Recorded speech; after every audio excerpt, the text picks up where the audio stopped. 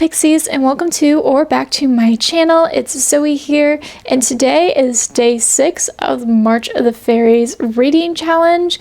And for day 6 we have prompt 6, which is read a fairy book with an animal companion or character of some kind. And in today's video we're just going to be doing a simple day in the life video, so I'm going to just take you on my day with me as I read this entire book.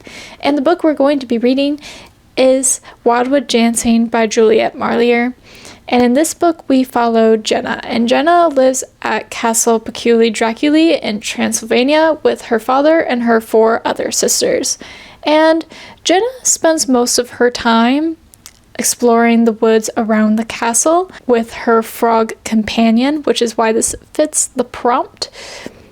But her favorite thing about living here is actually the portal to the other kingdom, because every full moon her and her sisters go through the portal into the other kingdom, into the world of the Fae, where they dance and party the night away without their father's knowledge. But when her father grows ill, her cousin Caesar comes to the castle to take care of her and her sisters, but Jenna can't help but feel that he is there for other dark purposes. And one of Jenna's sisters has fallen in love with one of the fairies from the other kingdom, which Jenna knows probably isn't going to go well. I don't know if I did the best job of describing that, but I've been wanting to read this book since last year, because I was researching this last year when I came up with March of the Fairies reading challenge, and I thought that it sounded right up my alley.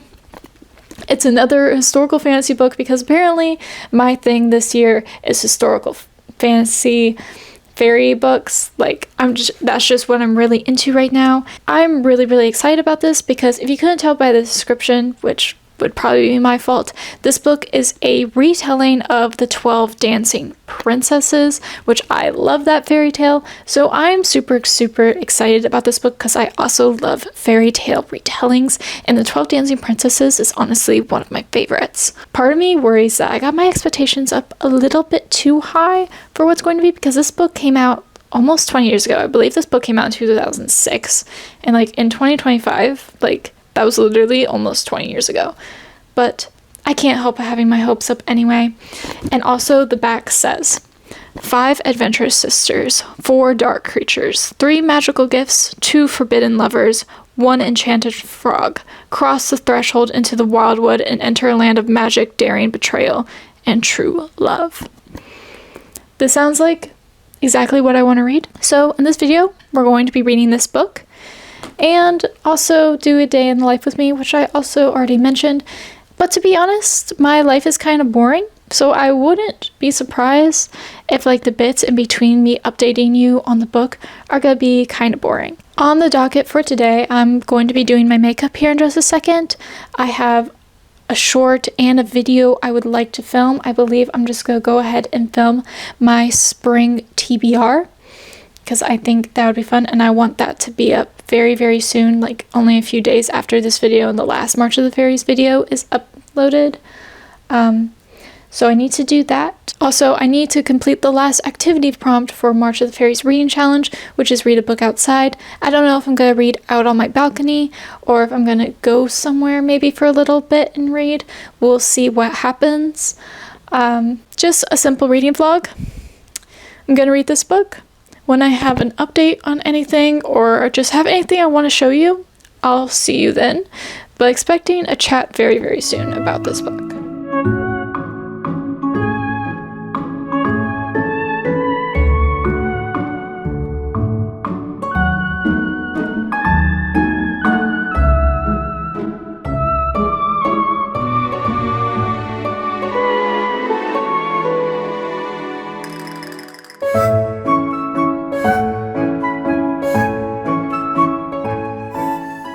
Hello. It's update time, because I am on page 115 of Wildwood Dancing, and I'm really enjoying this book. It's very much historical fiction meets fantasy, like, and even the author's note at the beginning like really shows the dedication and the work that the author has put into researching about Romania and like the time period. Even if we aren't told the time period directly, it's obviously there's certain expectations and certain thoughts about how people should be treated. And I liked how at the beginning we jumped right into one of their full moon excursions, and we are back at the full moon again. And you know, it's like 100 pages in, we've already had 2 full moon dancings, and it says in the text that they've been dancing every full moon for the past 9 years. And if there's a full moon like every month, just about, and some months there's more than one, but we'll just say it's 9 times 12, that means that they have been out dancing over 100 times over the course of the years. And like they have these rules, and like the Fae are strange, and we learn that there's this witch that governs all the Fae, but they all fear her and they never really meet her, but you can only find her if you desperately need her. And it seems like where the story is going, that's what Jenna is going to have to do. And we're kind of seeing the plot line with the cousin unfold, and I don't like him, and we're not meant to like him. So yeah, but I am enjoying the book. However, I will say that I'm having a little bit of a hard time focusing because it is a slower book, and I wish I was on such a time crunch for this video, so I could take more time with it. But alas, that is just unfortunately not the case. But I am enjoying what I'm reading, especially the full moon parts. I do enjoy the revels. And I'm realizing that I'm just reading, like, a lot of the books that I've read this month for March of the Fairies Reading Challenge have actually had a lot of parties and a lot of revels and a lot of mentioning of revels. So that's interesting. I don't know why that is, why I like historical and why I like Once with Revels this month, especially since I swear I haven't even read the term revel before this month. I'm sure I have and not remembered, but you know, it's whatever. I also did film my spring TBR that should be up soon, so I did film that. I haven't filmed a short yet. We'll see if that happens today. And I know I haven't really done much else with you, but honestly, I've just been reading this book and waiting for some computer stuff to work, and that's kind of it. So when I'm doing something for real this time, I'll see you then.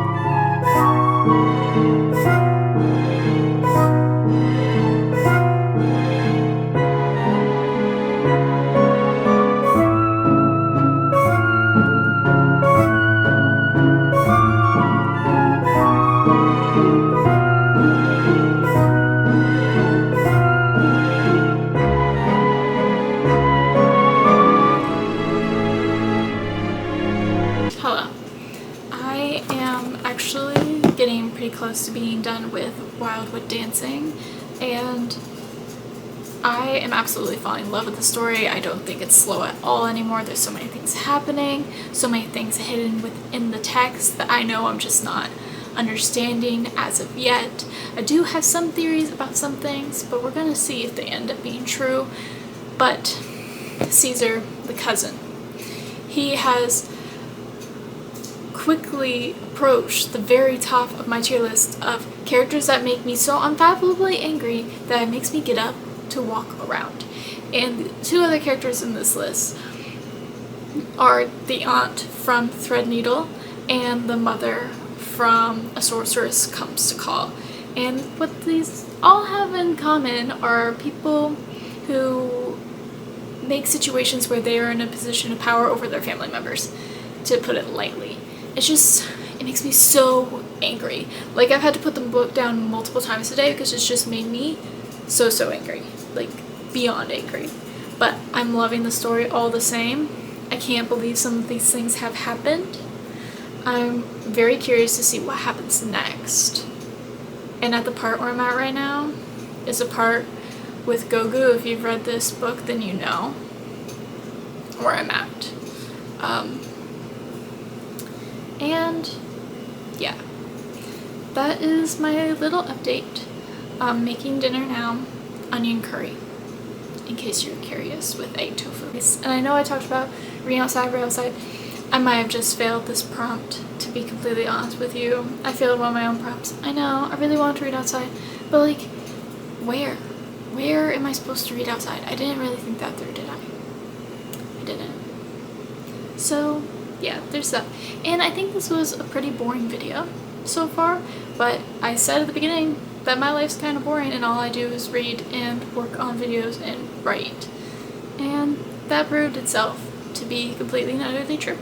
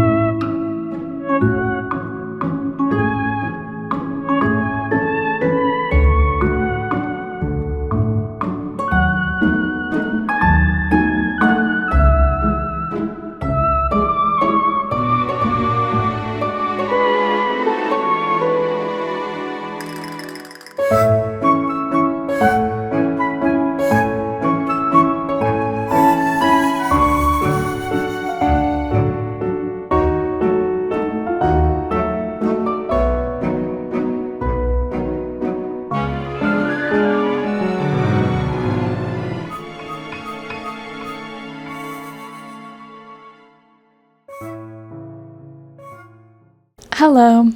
It is the next day, that's why I look different, because I just wanted to give you my final thoughts with mostly good lighting instead of basically being in the dark.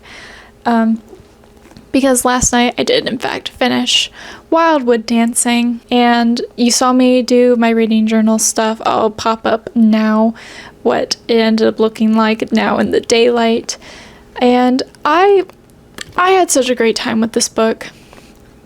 I think there needs to be more books like this. I just thought it was also good. And I know at the beginning I mentioned I thought it was kind of slow and that I wish I had read it over a longer period of time. But like not very far past that point, like the pace like really picks up, and I understand why it's slow at the beginning now and everything. And like honestly, the pacing in this book is perfect. The cousin still makes me mad, but without spoilers, obviously, because he's the bad guy in this book. He does kind of get what he deserves.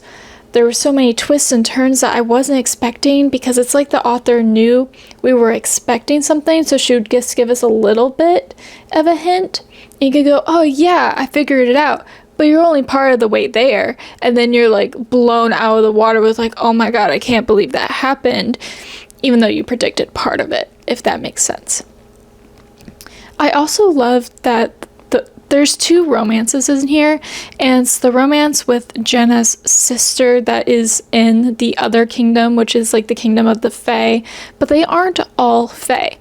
And what I really appreciate is, though even this is an older book, it doesn't really fall into the pitfalls of the fantasy romance genre. Her older sister falls in love with one of the beings in the other kingdom, but he's not a beautiful Fae prince who's hard on the outside but soft on the inside.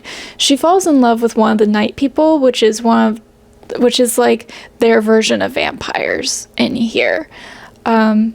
He is kind of misunderstood, and it's questionable if he really is a night people. Yeah, and I thought it was really, really well done, and that he's not suave and cool, he's quiet and shy, and the sister doesn't really understand why she would fall in love with a being like this, and I just really, really appreciated that fact. And I wanted to mention it earlier because we get the night people early on, and I just think it's such a unique take on like other realms and other things to have things more than just Fae.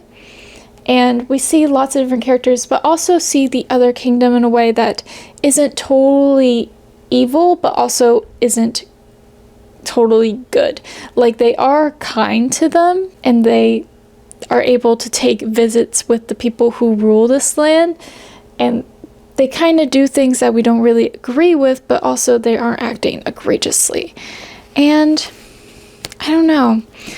There's just so much love and thought put into this book. Like, the author even traveled to Romania to really study it, because this book does take place in Romania, and there's even like a little guide in the back on how to pronounce these Romanian words and such. I think this is such a treasure. I ended up rating this an 8 out of 10. I really, really enjoyed it. I think I'll be thinking about parts of this book for a while afterwards. I really enjoyed it. That was my thoughts on Wildwood Dancing, and I know that this was a very, very short video, but it's mostly about the book, and I told you at the beginning, I kind of have a boring life and I don't do a lot else. So there is that. So if you like this video and would like to give it a thumbs up, I would really, really appreciate it. And you can also subscribe, because tomorrow is day 7 of March of the Fairies Reading Challenge. Tomorrow is the last video of my reading challenge, and I've already read the book. The video is already filmed. And I'm quite happy with how it turned out. So I hope you stick around, because it's going to be a book review on a self-published book. And yeah, I guess that's it. So I guess I'm signing off now. Okay, bye.